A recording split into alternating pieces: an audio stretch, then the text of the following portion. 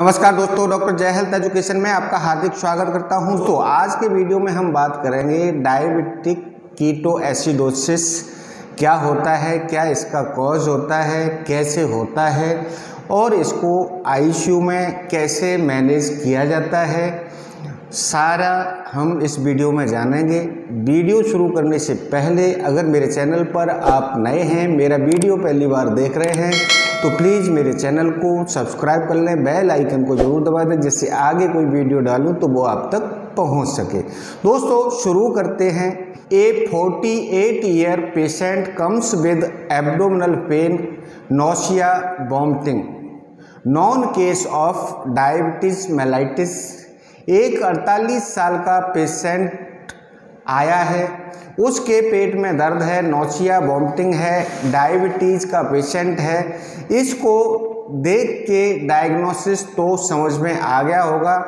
फिर जब हमने देखा वो डिहाइड्रेट है, ड्राई म्यूकस मेम्ब्रेन है, कंफ्यूज है, थोड़ा सा अल्टर्ड सेंसोरियम में है, आरबीएस कराया तो 450 आया।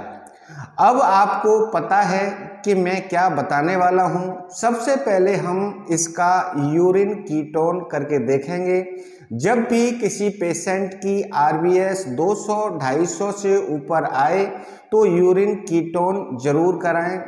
एक छोटा सा डिपस्टिक आता है, एक डिपस्टिक से आप तुरंत पता कर सकते हैं कि प्लेन हाइपरग्लाइसीमिया है कि डायबिटिक कीटोएसिडोसिस है।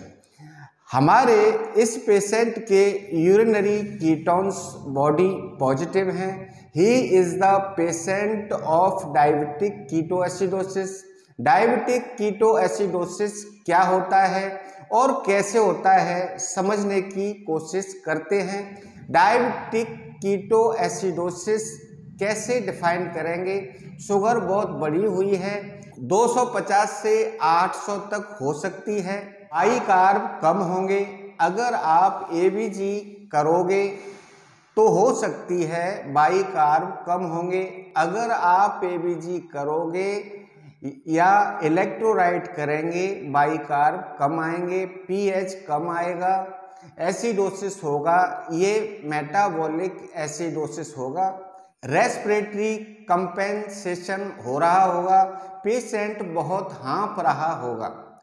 कुचमुल ब्रीथिंग जिसको हम कहते हैं कि जिसमें कीटोन की स्मेल आती है, एक टिपिकल पैटर्न ऑफ ब्रीथिंग मिलेगा। अगर आप NIN गैप समझते हैं तो वो बढ़ा हुआ आएगा। 10 या 12 नॉर्मल वैल्यू है, उससे ज़्यादा होगा। ऑस्मोलैरिटी सीरम की बढ़ी हुई होगी, ड्राई सीरम होगा, कंपेटिबली थिक सीरम होगा। अगर आप ब्लड केमिस्ट्री भेजेंगे तो उसमें बीटा हाइड्रोक्सी रेट बढ़े होंगे या सीरम कीटोन्स मिलेंगे, बढ़े हुए होंगे। Ketones are more specific for ketoacidosis और यूरिन कीटोन्स भी बढ़े हुए होंगे। डिपस्टिक टेस्ट में भी दिख जाएंगे। ये तो बेसिक चीजें हैं डायबिटिक कीटोएसिडोसिस की। अब जानते हैं क्यों होता है डायबिटिक कीटोएसिडोसिस। ये डायबिटीज 1 वालों में ज़्यादा होता है बजाय डायबिटीज 2 वालों के। कई बार 15 से 20% पेशेंट तो प्रेजेंट इसलिए करते हैं, पहला प्रेजेंटेशन ही उनका डायबिटीज कीटोएसिडोसिस होता है rather than simple other symptoms. दूसरा कॉमन कॉज क्या है कि सर इंसुलिन लगाते थे, आज नहीं लगाया और खाना खा लिया, उसके बाद शुगर एकदम से बढ़ गया और कीटोएसिडोसिस हो गया। उससे भी ज़्यादा कॉमन कॉज है इन्फेक्शन। इन्फेक्शन में क्या कि किसी भी पेशेंट में किसी और तरह का स्ट्रेस है, मान लीजिए किडनी फेलियर में जा रही है, उसके कारण हो गया, MI हुआ उसके कारण हो गया, कोई भी बॉडी को स्ट्रेस हुआ, निमोनिया हुआ, UTI हुई, उसके कारण हुआ, किसी भी तरह का इन्फेक्शन या स्ट्रेस बॉडी पर पड़ा, उसके कारण स्ट्रेस के हार्मोन्स रिलीज हुए कौन कौन से स्ट्रेस हार्मोन रिलीज हुए, जैसे कॉर्टिसोल हुआ, ग्लूकागोन हुआ, ग्रोथ हार्मोन हुआ, कैटेकैलामाइन हुआ, एमआई के साथ में पैरासिम्पैथिक ड्राइव हुआ। बहुत सारे स्ट्रेस हार्मोन रिलीज हुए, शुगर बहुत बढ़ गई, हाइपरग्लाइसीमिया हुआ और इंसुलिन कम पड़ गई। शरीर को तो इंसुलिन डिफिशियंसी स्ट्रेस हार्मोन के कारण शुगर बहुत बढ़ी हुई है, लेकिन मिसमैच है। This will cause diabetic ketoacidosis, क्योंकि शुगर तो बढ़ी हुई है लेकिन इंसुलिन कम है। बॉडी को लगता है कि स्टार्वेशन हो रहा है, वो ये नहीं समझ पा रही है कि शुगर इतनी बड़ी है कि पेशेंट स्टार्व नहीं कर रहा, लेकिन बॉडी समझती है कि पेशेंट स्टार्व कर रहा है और वो कीटोन बॉडी बनाना स्टार्ट कर देती है एनर्जी का सब्सट्रेट करने के लिए। अब ये कीटोन्स बॉडी में बढ़ते जाते हैं और कीटोएसिडोसिस हो जाती है और शुगर के कारण ऑस्मोटिक डाईयूरेसिस होता है, जैसे मैनिटोल देने से होता है। वैसे ऐसे कोई हाई सब्सटेंस थिक करेगा सीरम को तो ऑस्मोटिक डाईयूरेसिस होगा। किडनी पानी को बाहर निकालने की कोशिश करेगी तो इसके कारण डिहाइड्रेशन होता है।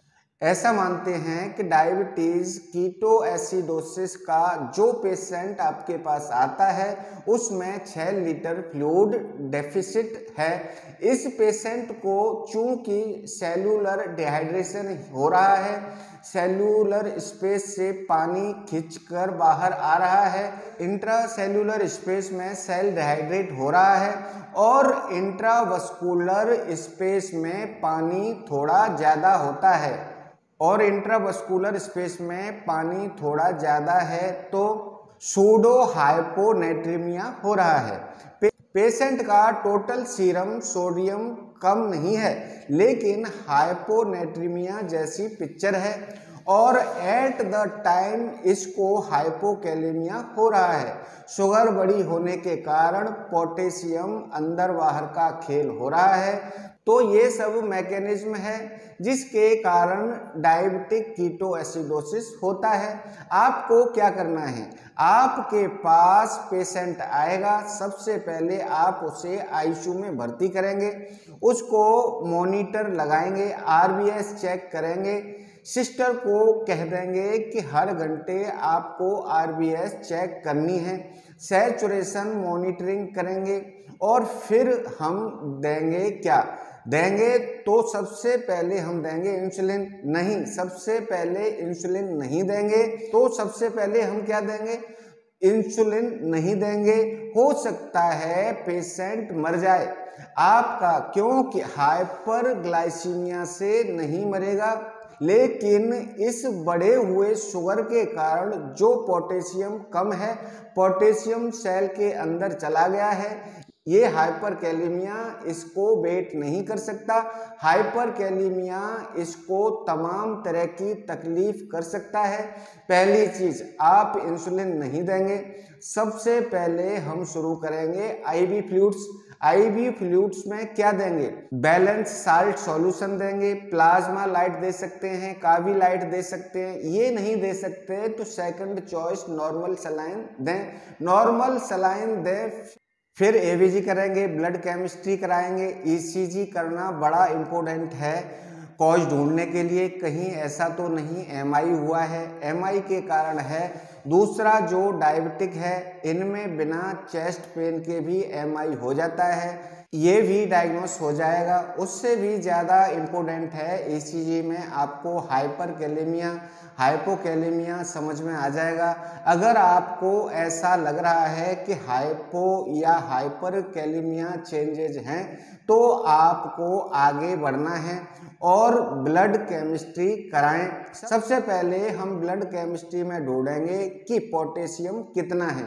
जब तक हमें कागज पर नहीं मिल जाए कि पोटेशियम 3.5 से ज़्यादा है, 3.5 से ऊपर है, तब तक इंसुलिन नहीं देंगे। अगर पता चलता है 3.5 से कम है पोटेशियम, तो पोटेशियम रिप्लेस करेंगे। लेकिन जब तक पोटेशियम 3.5 से ऊपर नहीं है तब तक हम इंसुलिन नहीं देंगे। एक बार पता चल गया कि पोटेशियम नॉर्मल है, 3.5 से ऊपर है, तब हम इंसुलिन शुरू करेंगे। 0.1 यूनिट पर केजी स्टार्ट करेंगे। जैसे 70 केजी का आदमी है उसको 7 यूनिट पर आवर देंगे।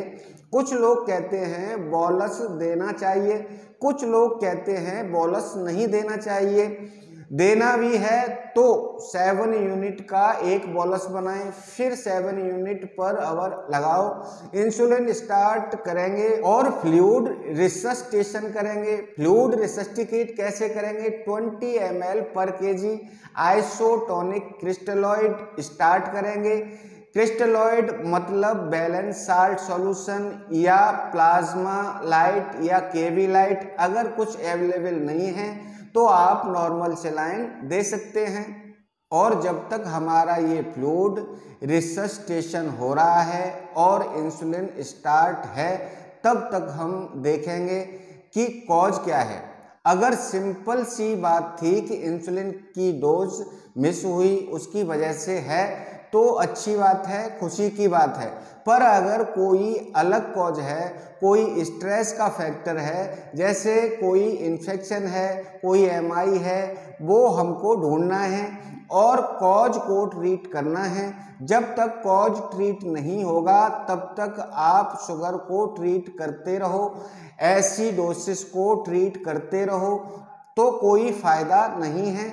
हाई एंटीबायोटिक देना पड़ेगा। हो सकता है उसको यूटीआई हो या निमोनिया हो या कुछ और हो, तो एक अच्छा एंटीबायोटिक स्टार्ट करना है हम उस पेशेंट को। फिर दूसरी बात, इंसुलिन इन्फ्यूजन में स्टार्ट कर दिया तो इंसुलिन का टारगेट क्या हमने इंसुलिन स्टार्ट किया, उसका शुगर 2 घंटे में घट के 180 आ गया, तो क्या करें? इंसुलिन बंद कर देना है? नहीं। इस इंसुलिन का इन्फ्यूजन टारगेट आरबीएस नहीं है। ये कम भी हो जाए तो डेक्सट्रोज ऐड करो और इंसुलिन चलने दो, क्योंकि इंसुलिन इन्फ्यूजन का टारगेट हाइपरग्लाइसीमिया नहीं है, बल्कि इंसुलिन तब तक देना जब तक कि एसिडोसिस करेक्ट नहीं हो जाए, कि जब बाइकार्ब 15 से ऊपर आ जाए, पीएच 7.3 से ऊपर आ जाए और एनाइन गैप 12 से कम हो जाए, तब तक हमको इंसुलिन इन्फ्यूजन चलाना है। तो हाइपरग्लाइसीमिया को ट्रीट नहीं कर रहे, हम एसिडोसिस को ट्रीट कर रहे हैं। अगर आरबीएस 250 से कम है तो फ्लूइड में डेक्सट्रोज ऐड कर दो, पर इंसुलिन इन्फ्यूजन चलने दो। एसिडोसिस का क्या ट्रीटमेंट करना है?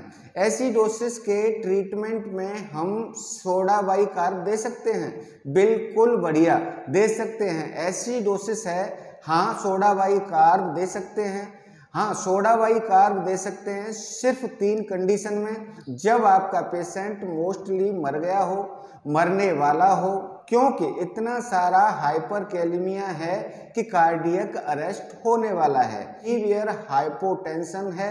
ऐसी कंडीशन में सोडा बाइकार्ब देना, अदरवाइज सोडा बाइकार्ब देने से कोई फायदा नहीं है। केवल मेटाबॉलिक एसिडोसिस करेक्ट करना है फ्लूइड से। सोडा बाइकार्ब से कोई फायदा नहीं होगा, उल्टा नुकसान हो सकता है, क्योंकि अगर आपने किसी सीवियर एसिडोसिस में दिया, वो अंदर जाके क्या करेगा? वो CO2 बनाएगा, एसिडोसिस को और बढ़ाएगा।